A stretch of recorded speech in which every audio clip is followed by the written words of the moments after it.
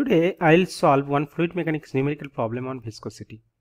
So here is the numerical problem. A liquid has a viscosity of 0.005 kg meter second and a density of 850 kg meter cube.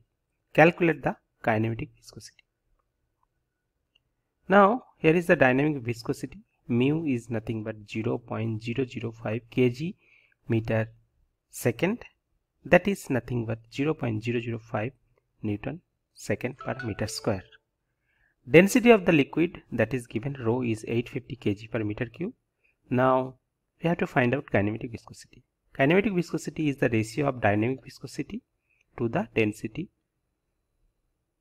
Then we can easily calculate the kinematic viscosity. So nu is nothing but mu by rho. So mu is 0.005 Newton second per meter square and rho is 850 kg per meter cube. So nu will be 5.88 into 10 to the power minus 6 meter square per second.